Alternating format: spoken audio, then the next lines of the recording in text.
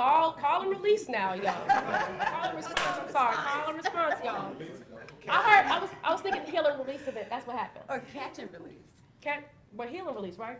That's the name of the event, right? I knew it came from somewhere. Cheers.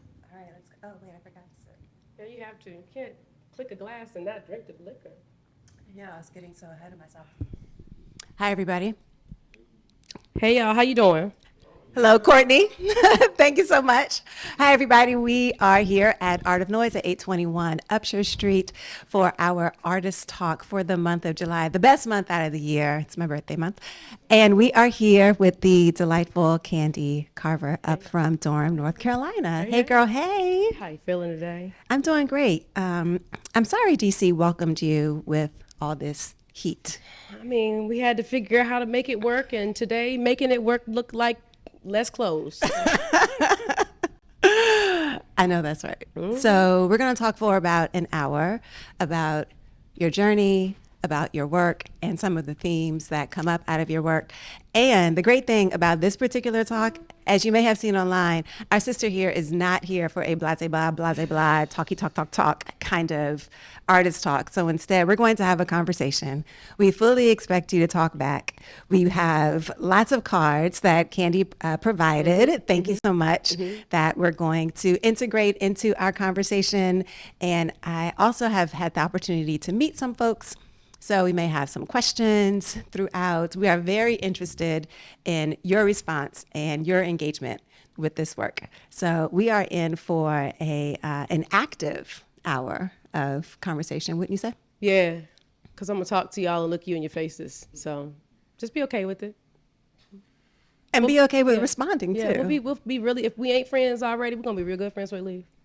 You know, and your work is so emotional that you can't help but have a response to it. Oh, I'm glad. And the response that you feel coming up in your spirit is the one that we would like you to share with us so we can have a full conversation. Because while Candy has put this art on the wall, she is very curious, and we are very curious about how that art is speaking to you, how it is soothing, stirring, disturbing your soul and your spirit.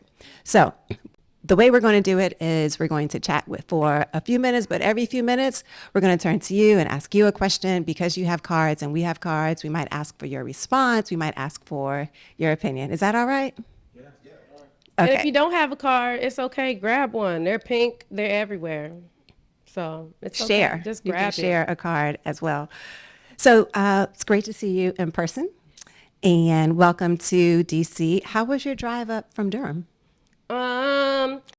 Traffic-y, but it wasn't bad at all.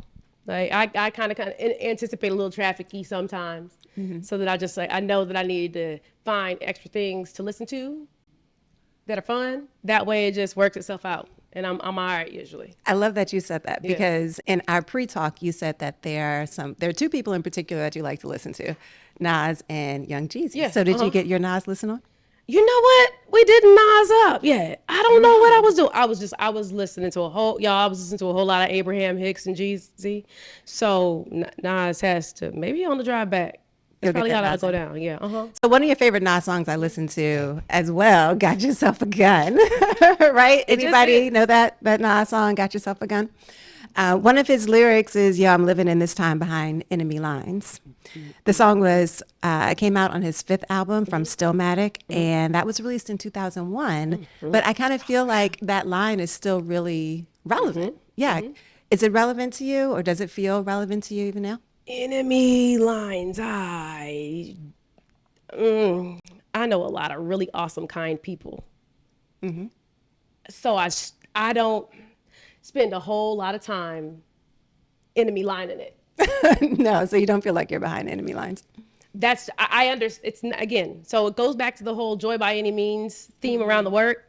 It's not to discount that we have genuine, authentic, very real social and important issues that go on in our worlds that impact us as Black people. But there are some really amazing, awesome shit in the world and people too.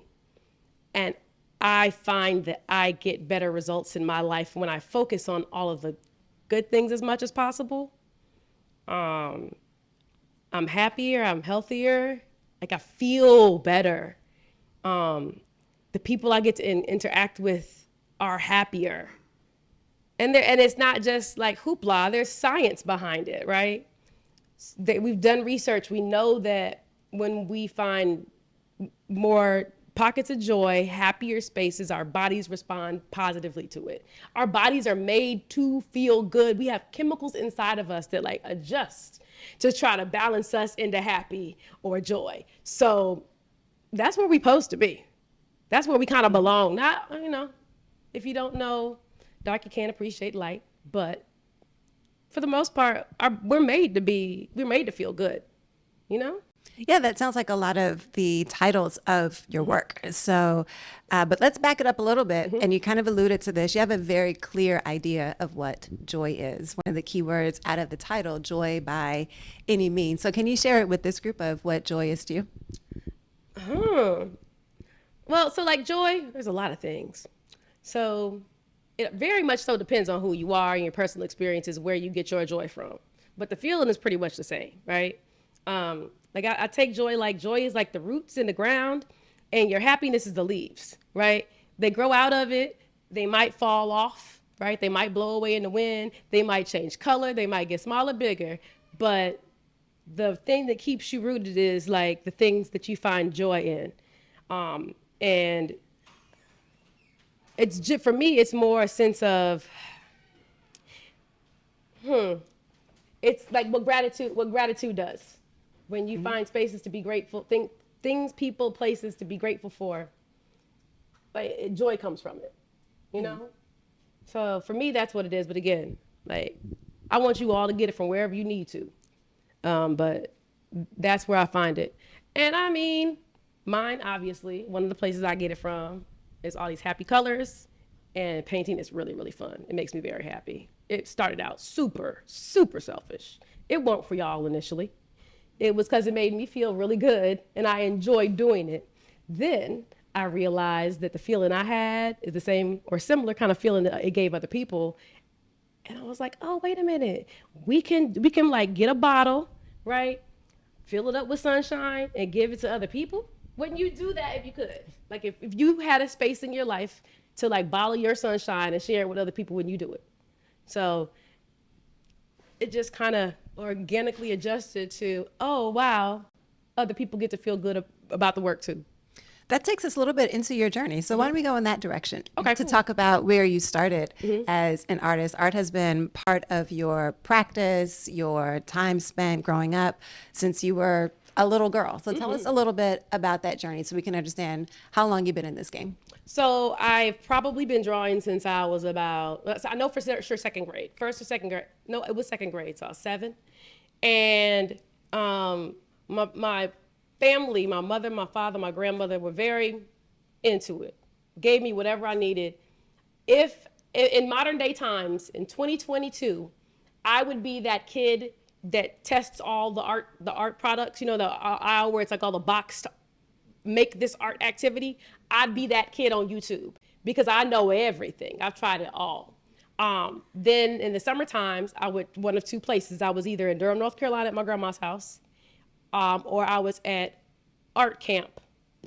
Some artist guild or artist organization hosted. So I'd go to one and then get on a plane and come see my grandmother. So I did that through middle school. By the time I got to high school, by the time I left high school, they ran out of art classes for me. So they just let me they just gave me a room and was like, do whatever, like have fun. And when I got to college, my undergrad is in elementary education. So I taught 5th grade. But I took a ceramics class and a drawing class. The ceramics teacher was also a high school ceramics teacher. Beautiful, wonderful man. The drawing teacher was a horrible asshole. Oh. Yeah, he just was. He just wasn't nice to people. I don't like people who aren't kind to other people just because they're unhappy. That's not cool.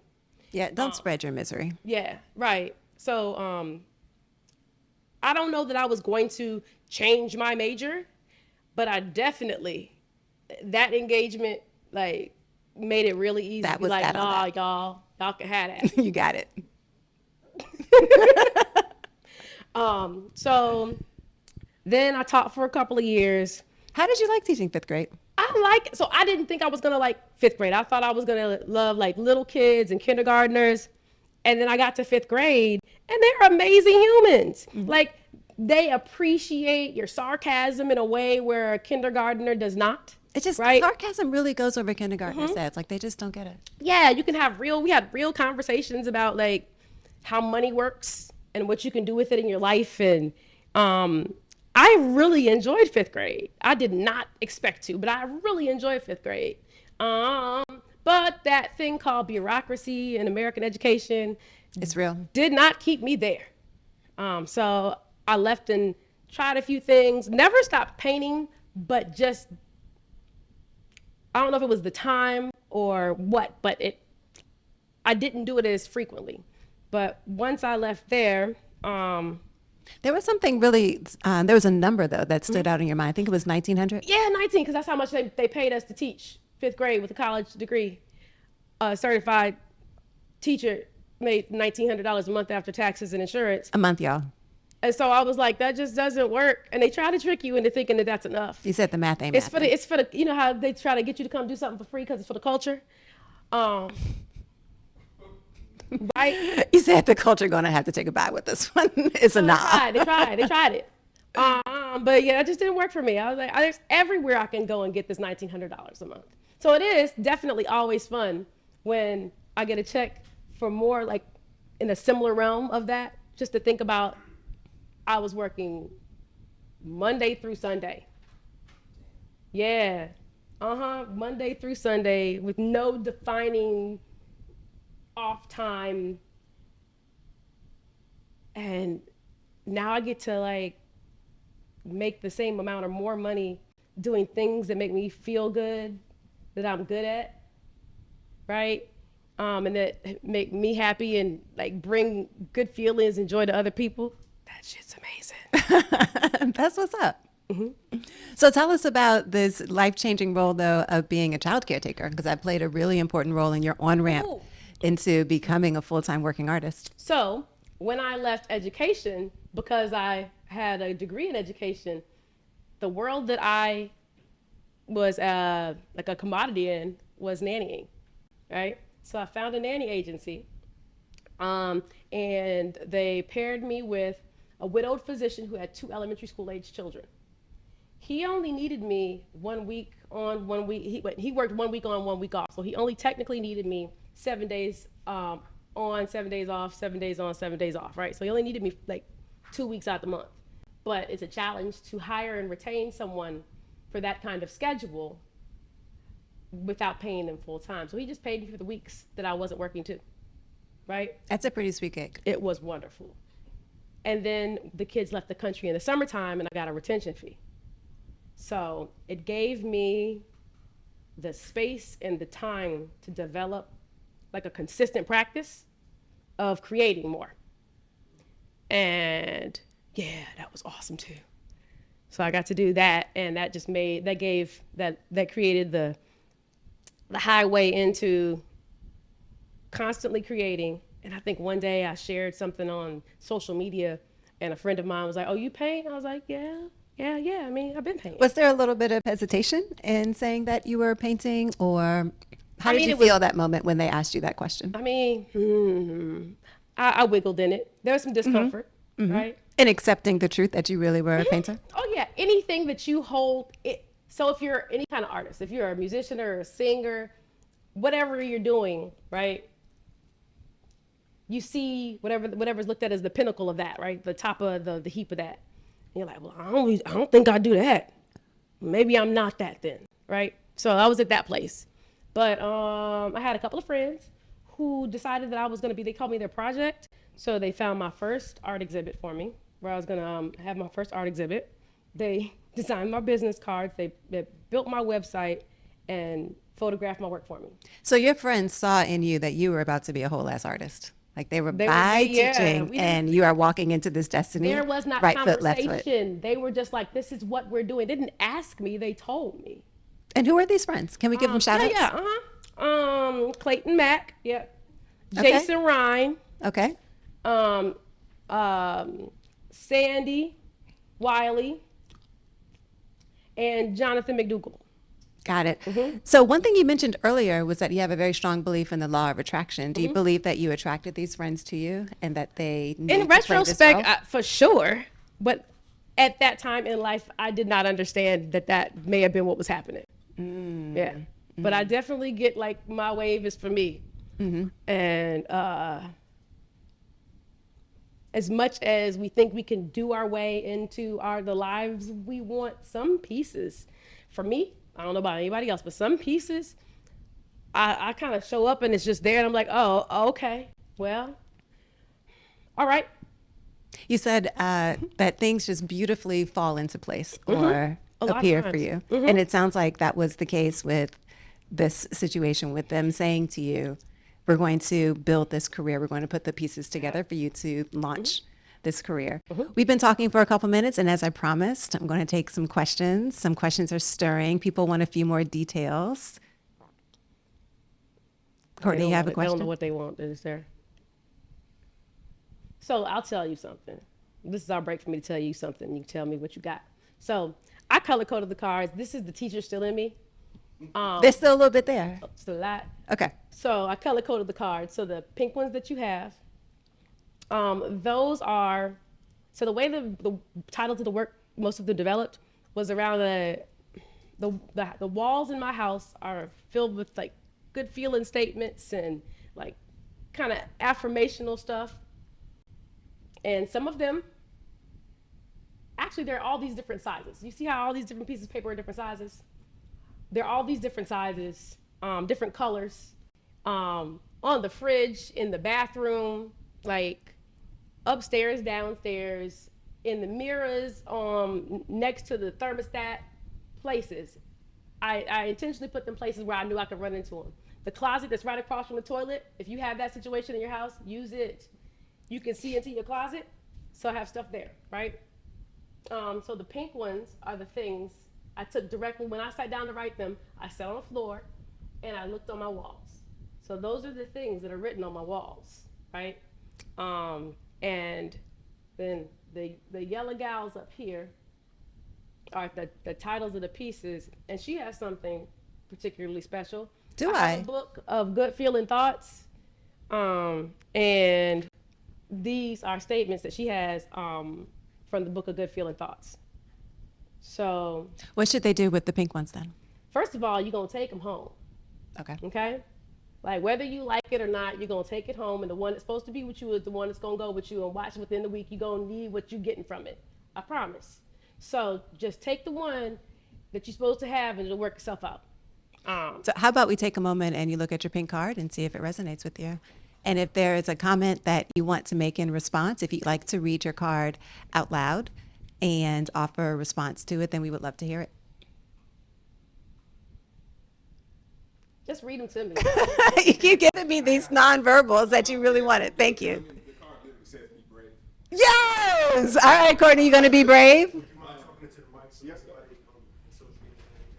so the card literally says be brave. So like, why not have to go first? We love it. But it's making me think about the period. Not that it was glossed over, but the impact of your friends helping you make the transition of career. Like I don't imagine that it was like that, right? And so the bravery that it took to one, allow people to help, but two, once the help was there and you saw it actually happening, to not turn back. To not be like, nah, this is nice. Like this website looks nice and all, but like I'm finna go get this check with this retention fee and all that, and you know that breaks up. So where could you talk a little bit about the bravery in those moments? Fantastic. To not go back. Thank you so much. We really appreciate that question. So, okay. I don't always know I'm being brave when I'm being brave. Okay, What I bars. know is that I was the kid at the wedding reception that jumped in the pool when I was 2 because I couldn't swim, right? So sometimes In life. I'm a lean inner, and I've kind of learned to like listen. And like it's again, everything's practice. Nothing's perfect. None of this is ever about perfection. You're not here no more when you perfect it. Long as you hear, it's just practice, right? So I don't always know until after it's like spinning. Y'all, I've hosted lots of art events, curated them, put them all together, found walls for all of my artwork. But I've never put my artwork in a gallery before. Anywhere, except here today. I don't always, and I didn't think about it in that capacity until the balls were all rolling already. So somehow I be in the car and the wheels are turning and I'm like, oh, guess we go in there. And then I just, I'd like to, even here, I don't always know. I just know what feels right usually. And I'm okay with listening when it feels right. Like there's been times where I'm sure it's happened to everybody at some point. Like my neighbor, you see your neighbor walking. She was walking on the side of like our road, the main road by our neighborhood, and I just heard something. I was supposed to stop. I was just supposed to stop. I was like, oh, you should pull over. And she was trying to go get her daughter's asthma, like prescription refill for her asthma inhaler, because the car, the what is it called, the battery died in the car, so she had to walk to go get it. Like stuff like that happens enough for me to be like, oh, I know how to listen, and so I kind of get comfortable in the, okay, that's what we're supposed to do. Okay, that's what we're supposed to do, and that was by then. When my friends started helping me, I had started listening. And I think it happened through the work, because people ask, well, what inspired it, or what are the themes or whatever, right? That wasn't me. I didn't ask that question. Okay. It happens a lot. I was going to ask later. It happens a lot, but that's not how it goes down. Like, I know the figure I'm gonna put up, right? And everything in between happens while I am in place. The colors, the patterns, none of that stuff is things I thought about in advance. So learning to trust yourself, to lean in, and that you know how to figure it out, that practice started in the making of the paintings. So I think by the time they started being my friends started being more involved, I was okay with the like lean in part and the listen. I'm like, all right, that's what we're supposed to do. So there was no plan B. There was just only plan A. After you pieced out with the nanny gig, you were like, this is it. We're all in. I still did it for a while, but my babies aged out. They started, one of them went to high school. Mm-hmm. And so they just didn't need as much help anymore. And was that another indication to you that it was time for you to move in a different direction? Every time. I never planned. I didn't plan to like stop. I got another part-time family. Mm-hmm. And we were all good. It was a summer break and we were all good to get started back when school started back. Something happened and they called me, let me know that they were gonna have family members help them because their needs changed. And I just didn't go looking for another gig anymore. I'm telling y'all, I wish to goodness, for the benefit of people who are trying to transition, I could tell you different. So for practicality purposes, was there like a reserve, or how did you prepare to make this move, or did you prepare to make this move? What helped you to, were you like, rice and beating it for a while, or were there rough times? Because I think anytime you make a transition from one opportunity to the next and you're making a leap of faith, there might be a few lean nights, so to speak. I know really great people who are really awesome and helpful and cook really great food. We all need those people in our lives to have that mutual support. I have enough square footage in the house that I bought that I can rent a room out. Fantastic. Those kind of things definitely provided a bit of cushion to make it easier. Yeah. So you set yourself up early on to make that transition in the long run. I guess so. Jolie has a question. How are you? We're doing fantastic. And loving your yellow, your mustard. What's on your card? Mine says you deserve happiness. Okay. I'm gonna like tackle this for later. Oh, okay. We're going to save that for later. Okay, what you got for us now? I wanted to tap back into the women in your life. I noticed a lot of your artwork appears to be with Black women. So I wanted to talk and take you back a little bit to your grandma in particular. For those who may not have grown up with their grandma, or their grandmother had a major effect. What was that like for you? Going to there in the summers, like that experience? Because not all of us have the grandma story. Oh, but I got a 2 Chainz grandma story. I got a double. Really? Yo. So Thank you for asking that question, Yeah. Jolie. We appreciate that. So I'm an only child of an only child, y'all. All right. So I was born in Durham, North Carolina, and we moved when I was very young to Elkhart, Indiana. We moved there because my mother's mother was there, right? And not only did we just move to the city where grandma was at, my mom and daddy bought a house 2 doors down from my grandma's house. So, like, my grandmother, that grandmother, she worked 2 full-time jobs and 2 part-time jobs. Don't know why, y'all, we couldn't get to stop. But every morning before she went to her first job, which was in walking distance of our neighborhood, she'd leave like notes for me. What the notes say? Somebody's gonna do the math, and I can't help it. Then she'd leave $5 bills. I don't remember. Just I love How you, did the notes grandma. make you feel Like love when you, you read grandma. Was Sometimes it was pencils. Okay. $5 bills. Okay. Like a little piece of candy or something sometimes. But something. Like to something make she me might think have of had in her purse. Something to make me think of her. And then every other weekends I go over there.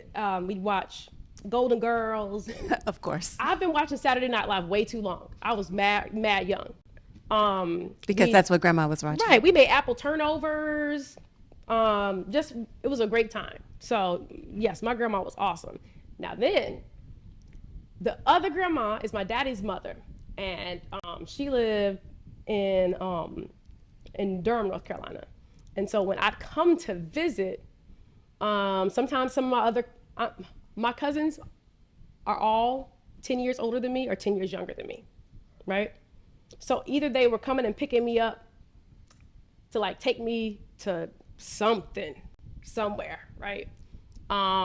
Or they were the little babies, right? They were much younger than me, and I was kind of pushing them in strollers or something.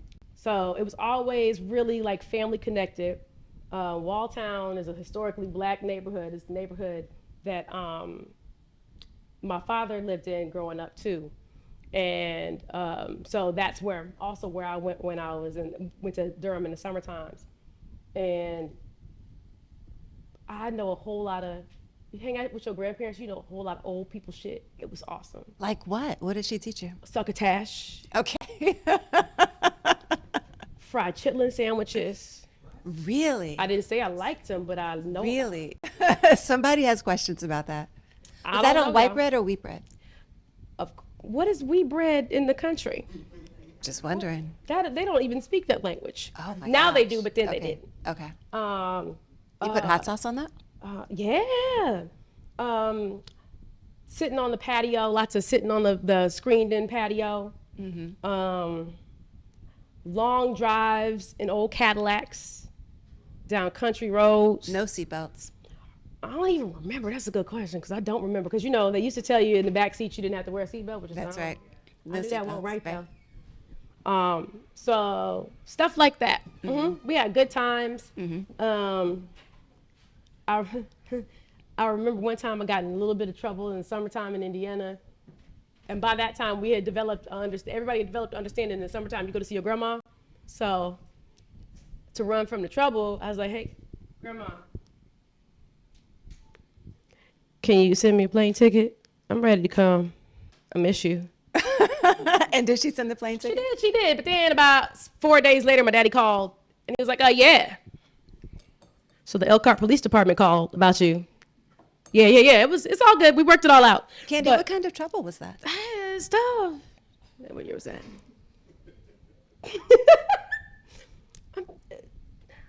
Is that the past? My impulsivity. Oh, my The crowd impulsivity wants to that go. used to like, that's why I know the difference between what impulsivity is and what like inspiration is. Because I was so impulsive when I was younger. I know the difference. Right? Wait, it was Playing impulsivity. and a Okay. sharp object accidentally wound up in the young man's face. Ooh. Y'all ask, don't ask. Ooh. How is the young man? He's good now. He's doing He was fine. fine. He was Yeah. fine. It was just they had to, the child comes in to the emergency room, they have to, They had some they had questions. to document it. So Was there any animosity between you and this other person? at the time, Yeah. no. So it was just like playing. We were just out, we were kids out, It was the 90s. Do you remember what you did in the 90s? Yes. I think all of us were there. Key to that house.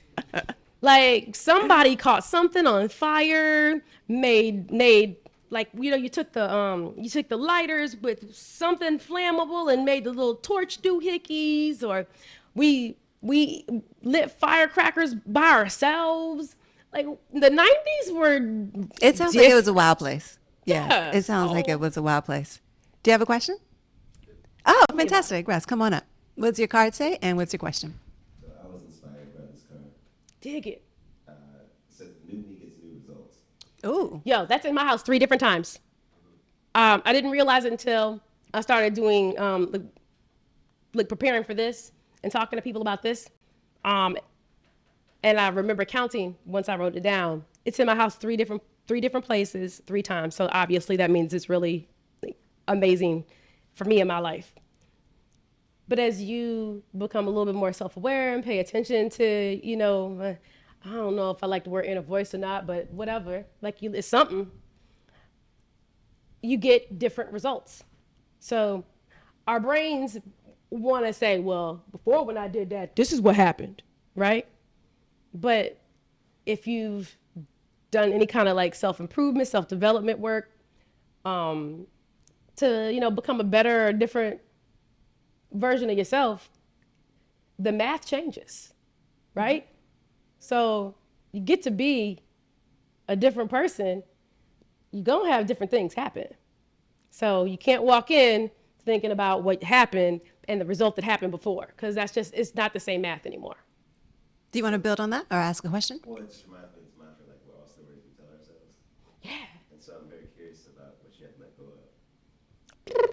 of. Let go or be aware of. I'm more like, to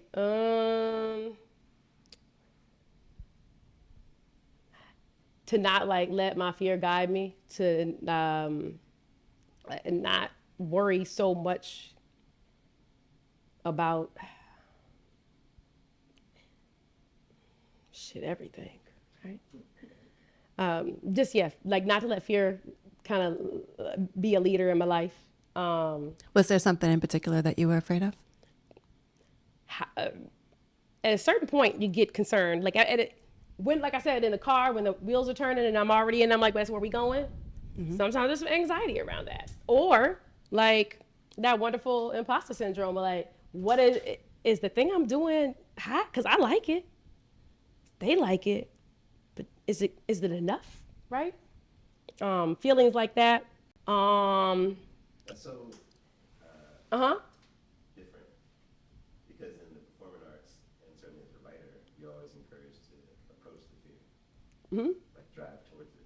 See, I don't know. Sometimes again, I don't be knowing it's happening until it's happening. I'm like, I'm in the middle of it, like, oh, okay, I'm uncomfortable. What situation is coming to mind for you? Thank you for that question.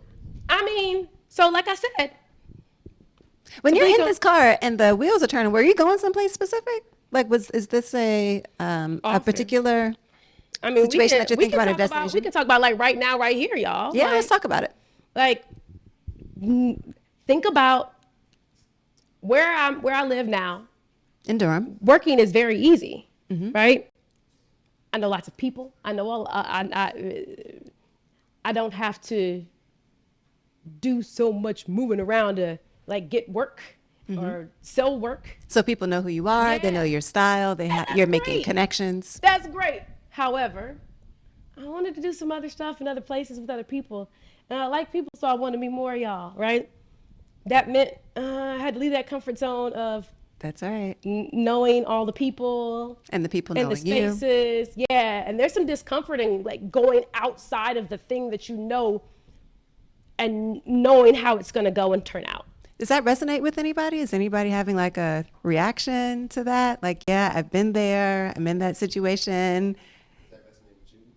Oh, absolutely. Yeah. Even doing this artist talk, every artist talk that I do, it's a new person, a new vibe, a new energy. You have to just lean in and be like, this is going to be fantastic. Just got to roll with it. You do. Yeah, you have to roll with it. But yeah, there's definitely discomfort. But like the discomfort doesn't mean something's bad. Yes. I It's have just to like agree your with that. brain Yeah. saying, oh, this is different than the program we've been running off of. We've been doing this. You know, there's a pathway built in your brain for this. And now you want to spin around in circles? What are you doing? Do you want to try to be brand It's new? just discomfort, but it doesn't mean it's bad. And so I remind myself of that when I'm in spaces where I feel like discomfort and change, so that I can not jump out the car while the wheels are turning. Don't do that, girl, because it sounds like you're the driver and we need you driving the car. Look, yeah. So that's generally how that goes. Can we go back to something that Jolie brought up about the subject of your work, that we're looking at Black women here and all of the curves and all of the style and all of the grace? So the first question that I want to ask is, what is the reaction that you see on other Black women's faces when they see themselves or when we see ourselves in this kind of work? And that question stems from a general lack of representation in the larger art world, even though there are very specific places where we can find that work. But when we see it, I think there's a delight. So as the artist, what is the reaction that you see? What are some of the conversations that you've had with other women who are seeing this work and feeling appreciated? I'm supposed to remember that, ain't I? Maybe, or it could be, I forgot, whatever it is that comes to mind. So remember how I said I've been like drawing since I was probably like 7 years old? My mama, maybe last year or so, found some old drawings that I did from when I was a little girl. Y'all, I was drawing women then too. I just found that really interesting. I had forgotten that. I remember like there were characters I was making or whatever, but I had forgotten that they were like female characters. So I don't know what's with me. But it's How about always with other felt people? comfortable. Huh? How about with other people when you see other women taking in the work? What kind of reactions are you seeing on their faces or conversations do you see that you have about I it? think the one thing I do think that they recognize is the familiarity, right? So when I started doing these, well, actually before I started doing these, I was studying like figure drawing, and it just never, the figures that were available to study, whether they be figures in person or like in books, they didn't always feel familiar. Y'all. They didn't have your figure? Right. Or figures of people Or that around we him you knew, grew up that I with? know or see, yeah, it just didn't feel familiar. So I just remember adjusting them, like, this don't right. I don't like, yeah, that works. Like I remember just doing that. Maybe so- adding some curves Yeah. or making things a little bit wider, a little Yeah. bigger, a little curlier. And I remember like not relaxing my hair, stopping relaxing my hair when I was in college. It was in 2005 maybe. And my mother being like, "What are you gonna do with it?" Right? What did you do? I like washed it and puffed it and twisted it. Made it look cute? Right. That's what I told her. I remember saying, I'm going to style it. But that was a time before, like, the idea of having natural curly hair was popular, right? You had to go on message boards and send money orders to get hair oils. Send a money order. I'm telling you. Gosh, okay. So it wasn't there weren't YouTube videos to teach you how to do the stuff. You were just in it figuring it out. So I think it's funny to go places, and because I do mural work too, to throw a big old afro on a gal at a tech startup that's like got 10% of the population is Black that works in the facility. I think it's fun. Like, I think that like there should be an increased exposure to the thing, And so I just make the thing really big so that you know what it is. So they can see it and know who's supposed to be in the room. Yep. We have a question. Red, how are you? Hey. Your paintings are beautiful. Thank you. Congratulations on your opening and your exhibition. My prompt says kindness is all around. Ain't it though, girl? Be like that. I really love that question, or that statement. Mhm. And my question with that is, what does kindness or empathy, what role do these two things play in your painting? So stuff started Thank you. overlapping. You can hang if you want Yeah, to have hey, a you can hang follow-up. out. Yeah, if you want to Stuff started have a dialogue. overlapping. Yeah. What kind of stuff? And I recognize it started, remember when I said that like I started trusting myself in my work because I'm not planning the thing out, and then it like spilled over into life. Sometimes things in life spill over into lessons in the work, right? So in like, I hate to use words like in my personal development, but that's what it is. I just started realizing, how do I say this? Kindness is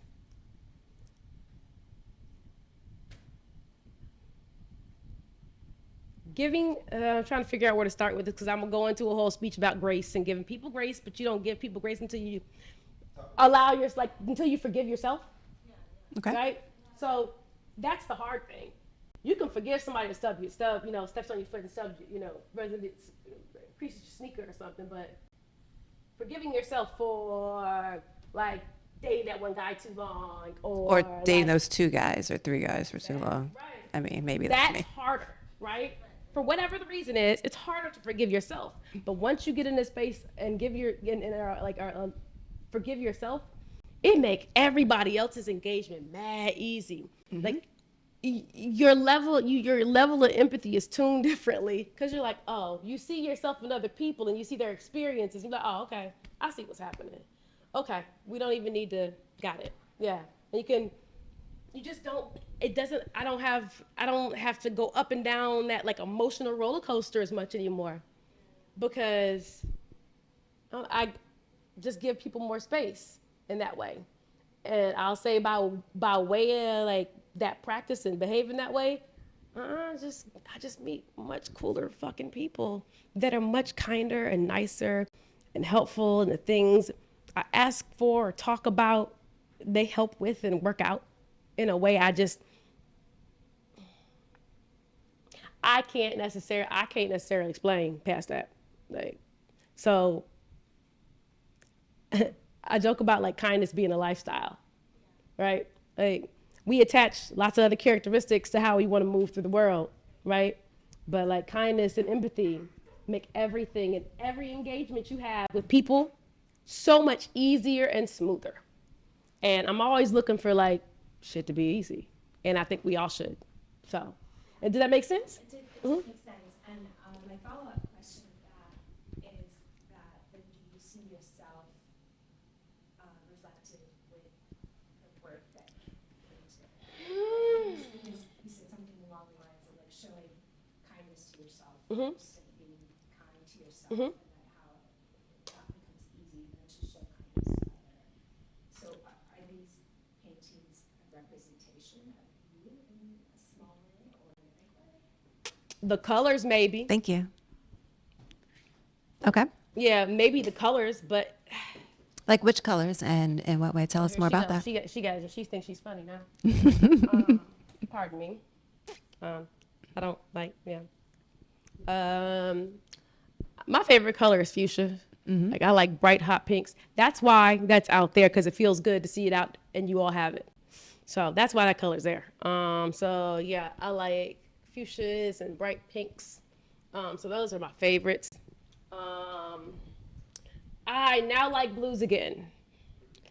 The way we got to this color path, first of all, was that I did a whole series of paintings. It was like the ladies had like dreadlocks and they were all shades of blue. and the series was called Kind of Blue, like the Miles Davis album. And I did it because I was watching a documentary, because that's what I do. I listen to podcasts and documentaries all day when I'm painting. And they were talking about how you could allow yourself to grow creatively by working under some restriction. And they were doing stuff like only making art out of things they found in the trash can. I was like, that's nasty, I'm not doing that. So I chose a color, right? Mm-hmm. So I chose a color, and the color was blue. And I will tell you that after those 10, 11 paintings, I was like, all right, never mind. I need color. So these artworks developed right after that period of like blue paintings. And I remember being mad intentional about like not using so much blue in the beginning, as these were developed, like paintings similar to this were developing in this style. So now I'm back to, I can appreciate and like rock with a blue, but probably because it looks so nice with the pink. Like I like how it feels together. See how it feels to your eyes on the paper? See how it feels to your eyes when you see it on the paintings together? So I think that's probably the only reason, because I like how they look together, you know? Whenever you say there's no plan. Nah, there's not. Yeah. So, is it a feeling? A feeling? If the feeling is trust, yeah. Or is it like energy? Like what? If the feeling is trust, Trust. we can go with that. It's more of that than anything, yeah. Yeah, I remember you saying that you sketched out Yeah. like an idea. The figure. So Right. pretty much where the black line is, the black line work around the figures is, minus the hair, actually. It's usually minus the hair when I first start. Yeah, that's where, that's all we know about. I don't know what color's gonna go where. We just hang out until we figure it out. And I say we, because I call them her, like her, that's her. I don't know. We spend enough time together that we have relationships. So, you know, we work it out. Say it again? Maybe they are. Yeah, we just work through it. For me, it very much is reminiscent of a mushroom trip that I experienced. Oh, interesting. I'm listening. Say more. Of all like the vibrant colors and like the feeling of it is very joyful and it's very like feel very connected. Uh-huh. Because it is familiar and black. Uh-huh. Provocatively black. Mm-hmm. I don't know. I just enjoy for some reason I'm drawn to the black. Mm-hmm. Like it seems like one continuous line, but like there's a map that's going somewhere. I like that people find things that they connect to in the black line work, and they tell me about them, and they are never on purpose. So, It just looks like neural pathways. oh, that's fun. Yeah. Yeah, none of it. Yeah, I don't plan. There are some patterns. Like if you look around, you can see that there's some patterns that are on repeat. But I don't.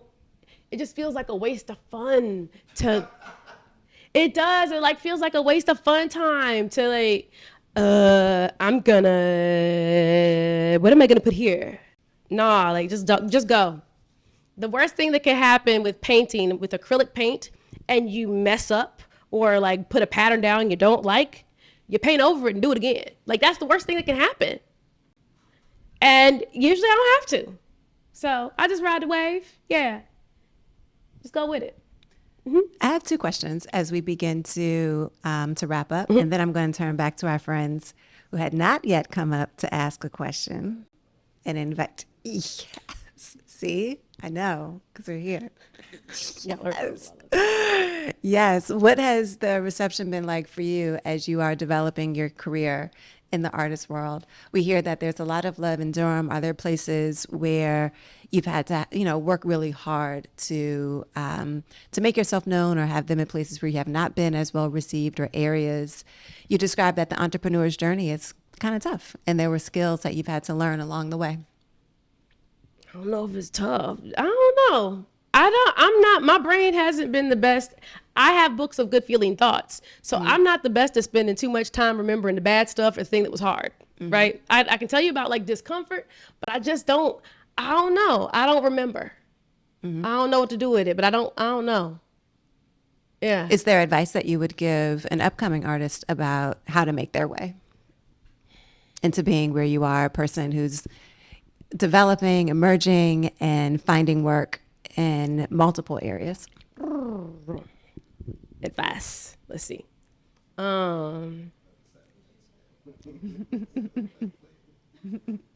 um, marketing. Like nowhere in any place are they telling artists that you're a business person in some capacity, and that there's lots of ways for you to use your creativity to make you money and to have like a sustainable life and career that's not no shade, Adrian. This is not shade. It's not just restricted to white walls and galleries, right? Because traditionally those have been the spaces, but there's lots of ways for creatives to have a sustainable living. But it definitely involves having some understanding of how to like utilize your creativity in maybe a different kind of, I guess, a broader spectrum. That definitely requires you to have some understanding of people and how they buy things, right? They don't teach that anywhere. It doesn't matter if you self-taught and you're around artists who are like throwing murals up, on the side of buildings, or if you got an MFA from like Duke University, it doesn't matter. They're not teaching them that. So like, I would definitely advise all of them to do that, and do some like self-reflective work, because once you can dig into knowing who you are and what feels good and like your direction, it decreases the amount of times where, not that you not doubt yourself, but it keeps you steady. It keeps you more steady as a place for that. And playtime, like creative playtime, right? If at least half of it, at least, should feel like you're having fun and playing. It should feel like that, because some of that's all of these good feeling thought cards I have that she has. Oh, can I about get into like being it? a creator. Like it says, one of them says, I'm a powerful creator. I'm going to take this one with me. Oh, my bad. Is that okay? Oh, yeah, girl, take it home. That's what Okay, they're here great. for. They are not here to return with me. They're to go with y'all. And this one says keep going. So if anybody needs to hear the message because you're working on something, keep going. Yeah, like think about creative people get to take the things in their head and make them real, and they get to do it over and over. Most people in their lives or work don't have the opportunity to take the stuff inside of here and make it real over and over.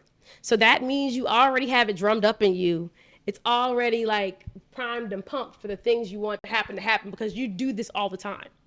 I think that takes us to one of the titles of your paintings that I really love, In Expectation of Greatness. Can you speak on that? Because I saw that title and the work associated with it, the bold colors, the figures. And Girl here. Right here. You know what I love about that one in particular is that it's just very casual. She has her hands around her chin and she seems to just be relaxed into the moment, but she is expecting greatness, knowing that it's going to come. Yeah, because the things that you expect are what you get, y'all, right? Even the things you don't want, but if you expect them, those things get to come too, right? So if you're in a space of expectation of like your own personal greatness, whatever that looks like for you, it just makes an easier pathway for it to get to you, right? Yeah. It's not going to be so hard. You're not going to have to work as hard as somebody told you you were, right? It may just fall in place very easily, and you look down and it's in your lap. Yeah, I love that. I love that.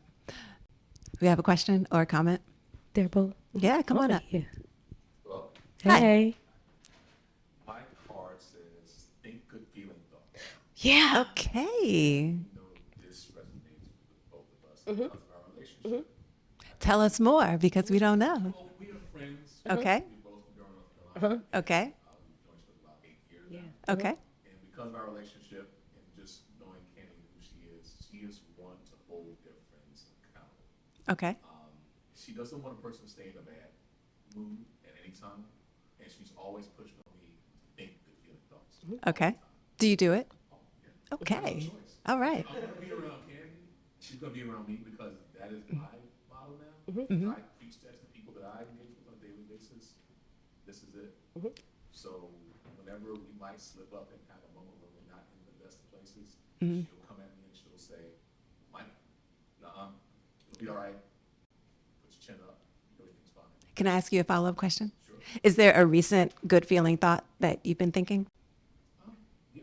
Oh, can you share it with us? In particular, but I want to turn it into a question. Absolutely. You have the mic. Well, I have a mic too, but you have the mic. about 3 years ago, Uh-huh. well, even longer than that, I've always wanted to get a piece of Candy's work.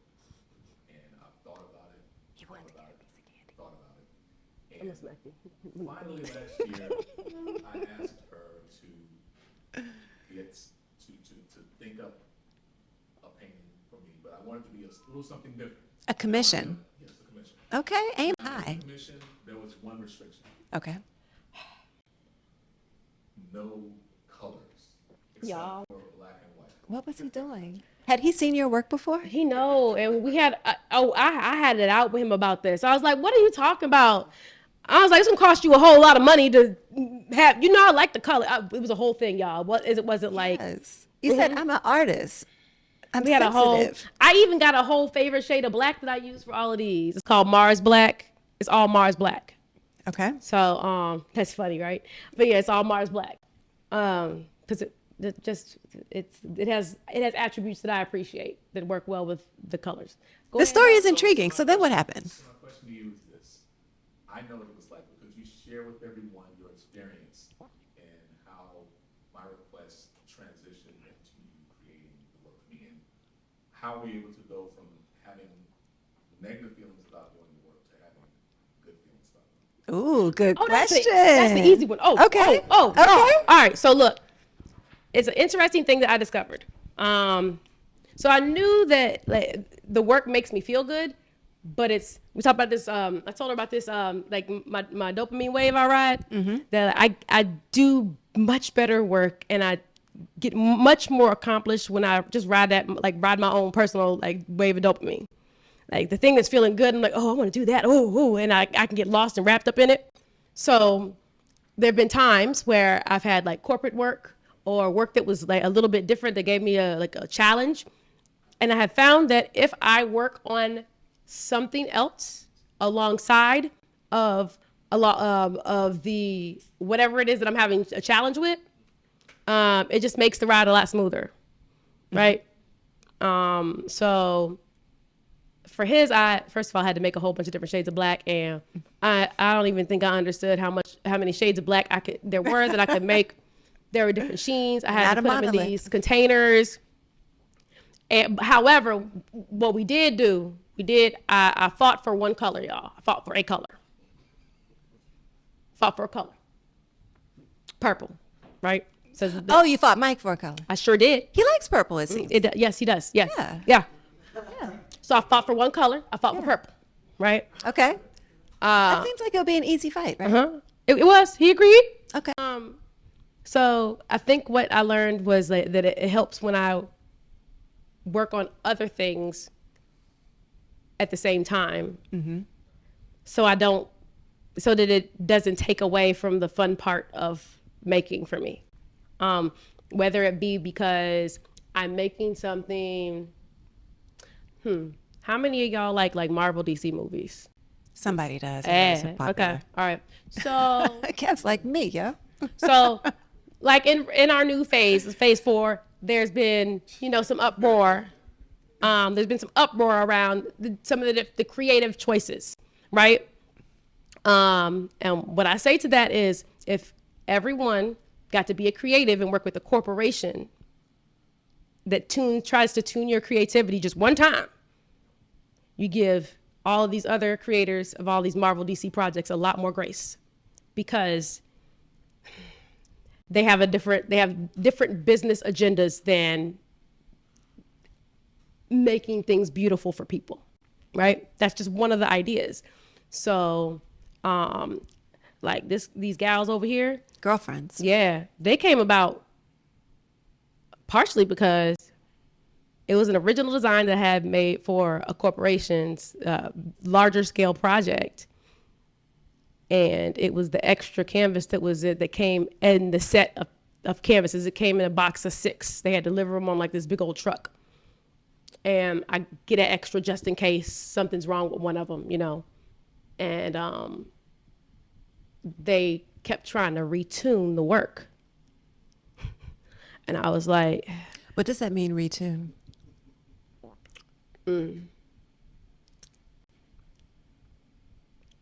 Tone down. Oh, no.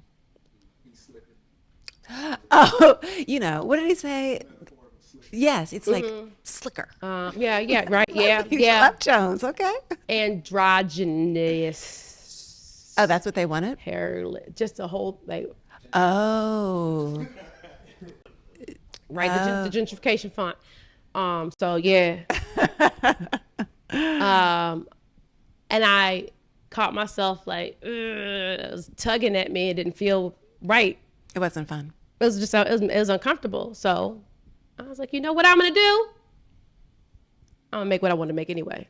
So it's that knowing what I'm supposed to be doing and not listening to what I'm supposed to be doing. I can do other things, but I need to do what I'm supposed to be doing.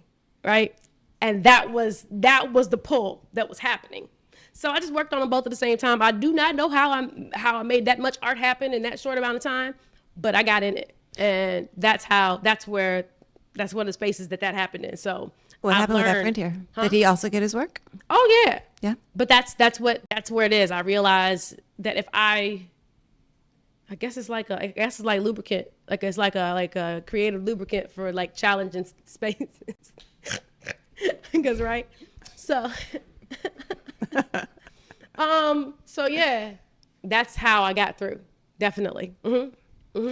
I think that's a great place to end on and to name one of your other pieces, To Trust Your Own Current. Oh, I've heard that as a theme throughout our conversation from when you were young and just experimenting with art up until the point where you decided that you were going to transition away from the full-time job and then to pursue it all in. And I think that's the sister there in the middle, right? In the teal, the Trust Your Own Current, is that it? yes. Beautiful work. Because meditation, y'all, is not always like that. Also, by the way, meditation is like whatever clears your mind. Meditation for me and clearing my mind looks like counting sets and reps at the gym. That's right, yeah. 'Cause you're an athlete, So yeah. it can look like whatever clears your head for you. So don't get stuck in it needing to be that. It may not be that. It may be whatever. It may look complete. It may be mowing grass with no earbuds in.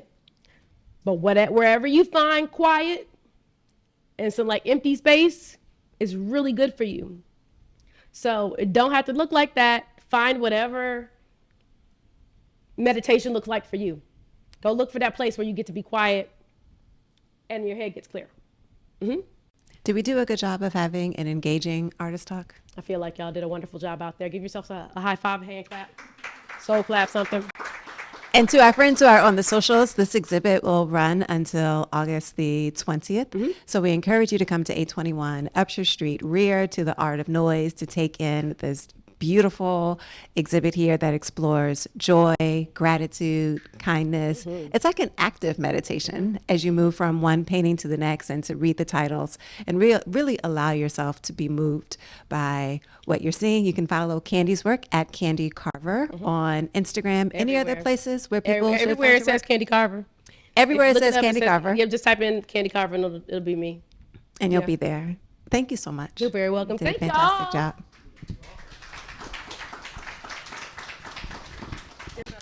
You gotta turn it off over there. That's it. Oh, fantastic. Oh, yeah, So we're just so gonna. wonderful. I'm not gonna talk to people, so I'll be quiet. Yeah.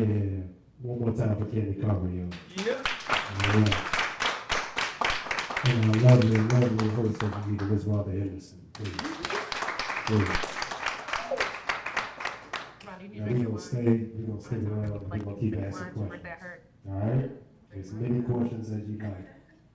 Please don't go home. All right? We got more wine and more questions. Please. Hold on, Rhonda. Oh, y'all, it's Rhonda's birthday week, month? Which one? Month, girl. When's your birthday? Wow. July 9th. It was this was a generous kindness, gratitude pour. Right here. Do we have any more questions? Are we ready to socialize? Y'all good? Y'all want to talk? Y'all Are we want ready to to stand up? Wiggle. And We've been also, I standing need you to for take an some hour. more of these home. Because I'm telling you, take what works for you, please. Put it somewhere in your car, yeah. A question. Yes. So of course, the one painting where there's man and woman stands out amongst the most.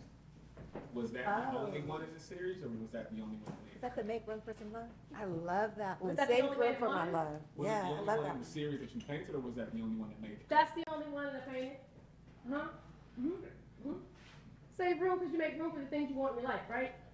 It's just a reminder to make room for the things you want in your life. Because you can say you want stuff, but you're not making the room for the thing. Is that what's the name of that one? Save room for my love. Like the John Legend song. Yeah. So no, and I've only done I've done 3. He has one of the man and woman paintings, right? Yeah, you have one. Because it was an album cover. And then it's this one, and then there was one more that a husband bought for his wife's anniversary. Yeah. So there's not a lot of fellas, not in this style. Yeah, yeah. There's another somehow there's actually another style for fellas. So Oh, are we gonna get a chance to see that? maybe next time. Yeah. Okay. Yes, I like that next time. Yeah, we're expecting greatness. You have to stand up. Please stand up and then also come here, or I'm gonna pass them out and put them in your pockets. I'm serious about it, and it's not like take them because I don't want them. It's take them because they're good for you.